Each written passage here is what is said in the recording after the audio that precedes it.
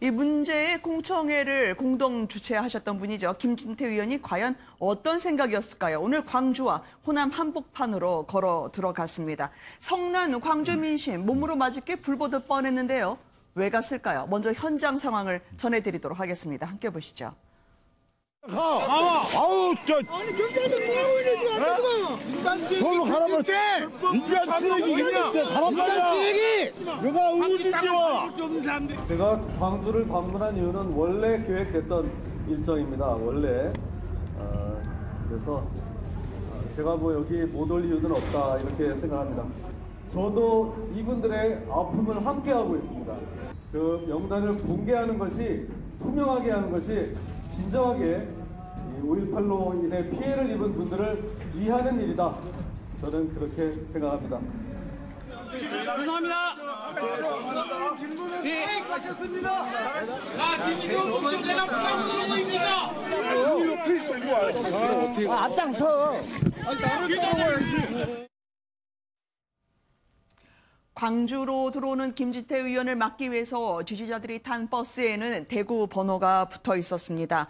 왜 그랬을까요? 지금 망언을 사과하러 간 것이었까? 그건 아니었는데요. 일단 오늘 이 광주 그리고 저 버스를 보면서 어떤 생각이 드시던가요? 장인철 평론가님. 저는 예정된 일정을 굳이 취소하지 않는 것까지는 이해를 할 수가 있어요. 네. 비록 망언 논란으로 지금 광주 시민들의 마음을 아프게 했지만 그 자리에 가서 유감을 표명하거나 사과를 할 수도 있는 것이고 굳이 일정을 취소하지 않았다는 것까지는 이해가 되는데 저런 식으로 김진태 의원의 얼굴이 대문짝하게 붙어있는 뭐 행동하는 우파 이런 표가 있는 버스를 타고 굳이 이동을 했다는 것은 네. 광주 민심을 일부러 자극하려는 것은 아닌가 그런 의심을 할 수밖에 없는 것이거든요. 네. 그리고 광주 시민들이 집단적으로 반발할 것을 충분히 예상했을 겁니다. 그렇다면 경찰이 보호를 해줘도 불미스러운 충돌이 일어날 부분도 감지를 했을 겁니다. 그럼에도 불구하고 이 일정을 고집한 데에는 사실 어쩌면 김진태 후보, 지금 당대표 후보입니다. 광주에서 본인이 핍박받는 모습을 부각시켜서 네. 자유한국당의 TK 당원들이나 골수 이제 태극기 민심을 가지고 있는 그분들에게 봐라, 내가 이렇게 광주에서 핍박받는다.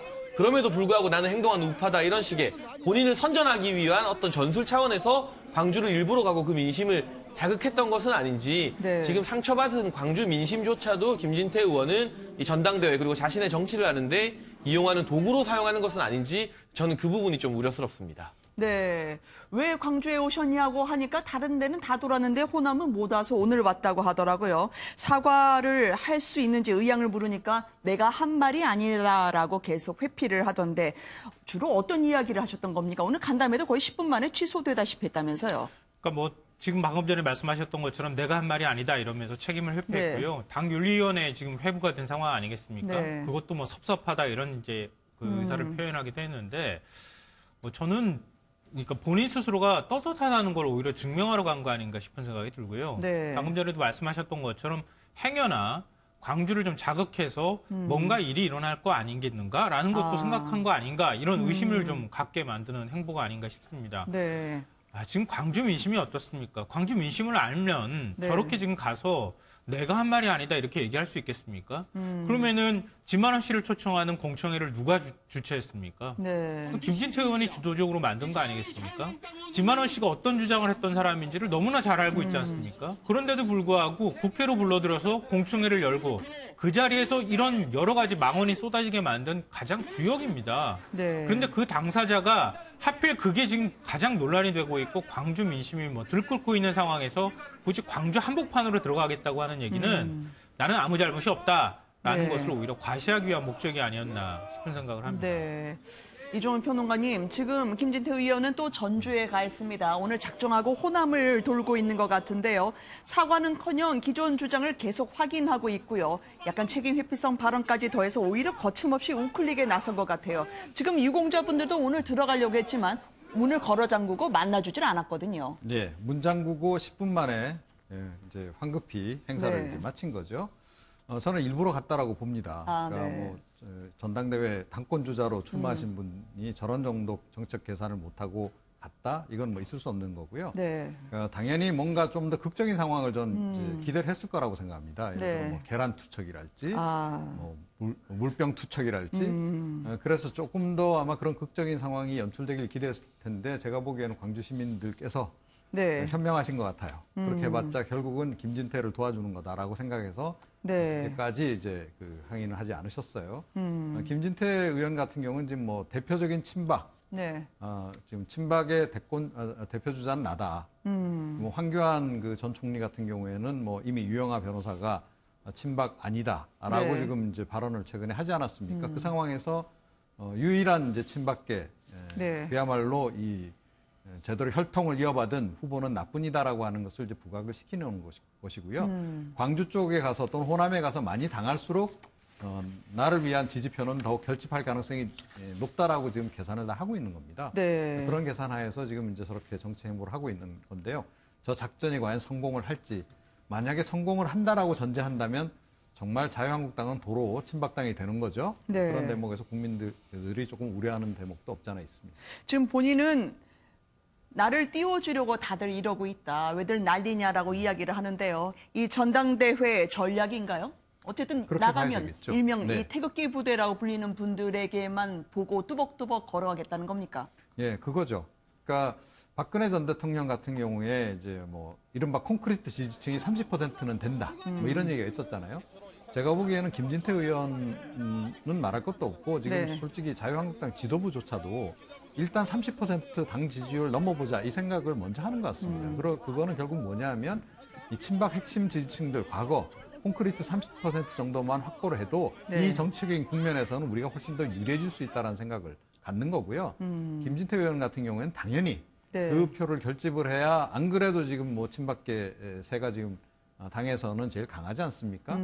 그 힘을 업어야 내가 이 당권을 잡을 수 있다는 생각을 하는 거죠. 그 표를 받아서 정치를 한들 무슨 소용이 있나 나머지 국민들이 분노를 하고 있는데라는 그런 평가도 나오고 있는데요. 지금 문제 공청회에 함께 있었던 자유한국당 김순례 의원 같은 경우에는 사과를 하긴 했습니다. 그런데 내가 한 말이 아니다. 이 주최 측 의견과 섞여서 와전이 됐다고 하던데요. 이 사과를 또 어떻게 들으셨습니까? 장혜철 평론가님. 그러니까 본인 같은 경우는 유공자 선정 과정에서의 투명성을 네. 확보해야 된다. 이런 이야기를 했을 뿐 뭐 여러 가지 와전된 부분이 많다, 왜곡됐다 이런 이야기를 하고 있는데요. 그러나 김순례 의원의 발언 중에서 네. 유공자들을 괴물 집단에 빗댄 발언이 있었습니다.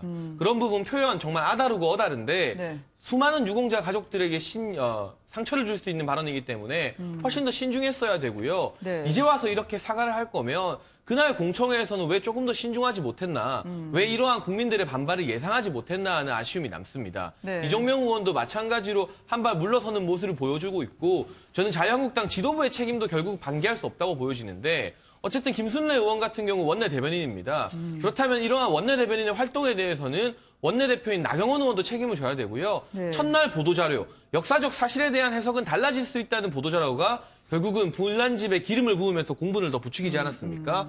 그러한 안이한 인식. 김병주 위원장 같은 경우도 오늘은 비교적 강경한 태도로 나오면서 당의 윤리위원회에 이 3명의 의원을 징계 회부했지만 전날까지만 해도 이건 우리 당의 일이기 때문에 다른 당에서는 상관하지 마라. 이런 발언을 했거든요.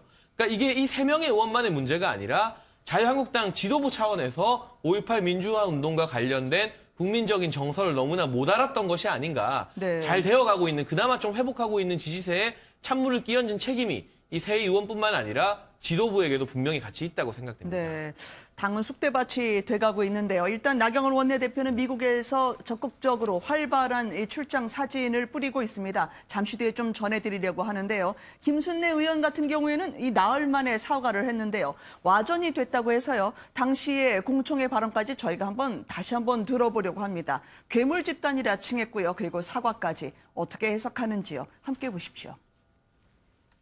우리 국회에서 이 국회를 토론의 장으로 해가지고 이 5.18 때 북한군이 개입됐다는 것을 하나하나 밝혀나가는 그런 역할들을 하는데 저 최선을 다하겠습니다. 저는 국회 차원에서 이 문제에 대해서 오늘 이 하루뿐만 아니라 앞으로 지속적으로 할 계획입니다. 국민의 피땀 어린 혈세를 가지고 그들의 잔치를 벌이고 있는 5.18 유공자를 다시 한번 색출해내야 되지 않겠습니까? 앞장서겠습니다. 주저하지 않고 용기 있게 여러분의 목소리를 실어내겠습니다. 믿어주십시오. 열심히 하겠습니다. 이정명 의원님 모시고 감사합니다. 아니 뭐 저는 사과드리고요. 제가 어쨌든 사과드리고 저는 이제 말씀드린 게 이제 국민들이 알고 싶어하는 명단 공개 말씀드린 거예요. 저희 진위는. 예. 이종명 의원님도 비슷한 말씀 하셨는데 혹시 의견을 서로 아예 없었어요. 예. 정말 이 자리 빌어서 다시 한번 사과드리고요. 예. 그대로 갑니다. 저는. 예. 예. 김순례 의원 보좌진들이 사과 안 하면 큰일 난다고 보고를 했을까요? 어쨌든 사과드리고 어감을 어떻게 들으셨습니까? 이종훈 평론가님. 글쎄요. 그러니까 진정성이 느껴지십니까? 저는 하나도 안 느껴지는데 네. 그러니까 뭐 좀 속된 말로 표현하면 옅다 사과받아라. 이런 식으로 그냥 내던지듯이 네. 사과라는 표현을 지금 이제 말씀을 하시는데 저런 사과는 사실은 안 하니만 못하죠. 할 거면 제대로 하시고 저게 뭡니까? 그런데다가 지금 이분들이 지금 변명이라고 하는 것이 완전히 지금 그러니까 초점 흐리기를 하고 있잖아요. 처음에 논란이 된 것은 북한군 개입 여부입니다. 이분들은 북한군이 개입했다라는 뭐 나름은 확신을 가지고 아마 지금 이제 네. 이번 토론회도 추진을 하셨던 것 같은데 그 문제 지금 전혀 얘기를 안 해요. 무슨 얘기를 하냐면 그 5.18 유공자 중에서 가짜가 좀 섞여 있는데 그거 좀 속아냅시다. 그 얘기를 지금 자꾸 한단 말이죠. 네. 이거 결국은 이제 이해찬 대표를 비롯해서 지금 현재 집권 세력들 중에 이 가짜 유공자로 섞여 들어가 있는 사람들이 있다라는 식으로 해서 지금 초점을 돌려서 되돌려서 지금 어떻게 보면 역공세를 지금 취하는 이런 모습을 이제 보이고 있다는 거예요. 네. 이건 결국은 5.18 그 민주화 운동 했던 분들이나 그 유가족 분들에게 네. 다시 한번 더 상처를 주는 그런 네. 행위다. 네. 제대로 하려면 사과 다시 하셔야 한다. 이렇게 생각합니다. 네. 사과는 어쨌든 한다라고 하면서 최고위원 선거는 그대로 나가겠다고 하시더라고요. 그러니까 이분들이 지금 이제 비례대표 아닙니까? 네. 김진태 의원 제외하고는. 그러니까 사실은 내년에 이제 공천을 받아야 하는 건데 지금 이 당 돌아가는 걸 가만히 보니 친박 본색을 좀 더 명확하게 하는 것이 다음번 공천 받는데 네. 유리하다라고 지금 생각을 하는 거죠. 이게 뭐 황교안 전 총리가 이제 뭐 당내에서 될 가능성이 높다. 또는 뭐 김진태 의원, 오세훈 전 시장이 어떻게 될지는 모르겠습니다만 하여튼 당내 역학구도상 지금 친박계가 세를 지금 굉장히 다시 지금 결집해가는 그런 과정에서 생긴 어떻게 보면 좀 그 네. 전반적인 그런 흐름을 반영한 네. 그런 행태들이다 이렇게 생각합니다. 네. 이종명 의원 같은 경우에도요, 송구하다고 하지만 절대 받아들일 수 없는 조건을 건 조건부 사퇴라는 걸 오늘 이야기를 했습니다. 이 와중에 국회 앞에서 천막 농성을 하고 있죠. 5월 단체 같은 경우에는 일명 망원 3인방을 국회에서 내보내달라 하던데요. 한국당을 빼고 여야 4당도 제명에 대한 공조를 하고 있습니다. 현장 상황 전해드리도록 하겠습니다.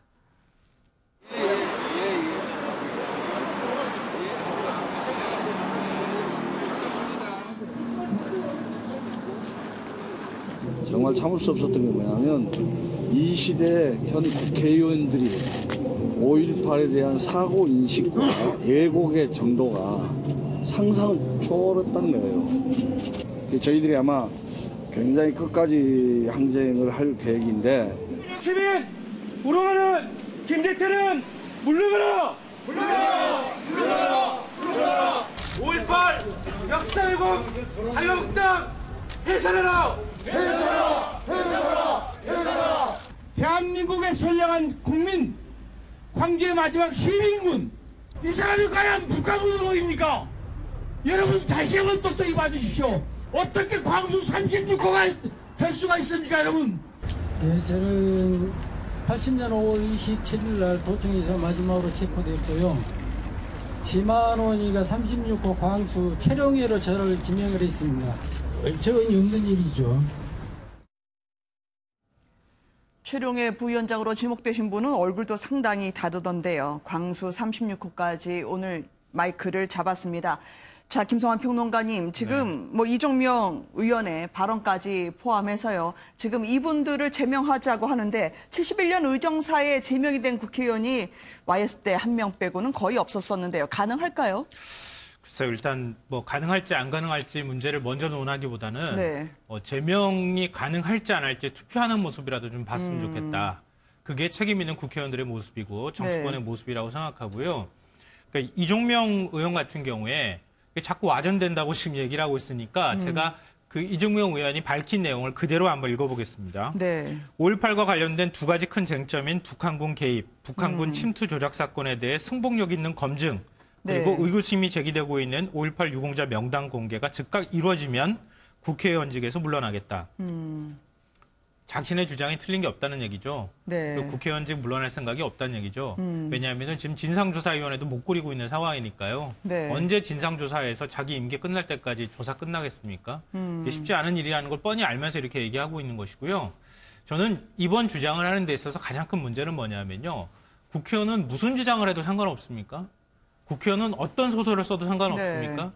자신들이 주장하려고 그러면은 최소한의 근거를 밝혀야 되지 않겠습니까? 지금 근거라고 주장하는 게 뭐가 있습니까? 지만원 씨가 아무 사진이나 갖다 대놓고 이 사람하고 저 사람하고 얼굴 비슷하니 북한군 특수군이 내려왔다. 이렇게 주장하는 거 말고 또 있습니까? 네. 없잖아요.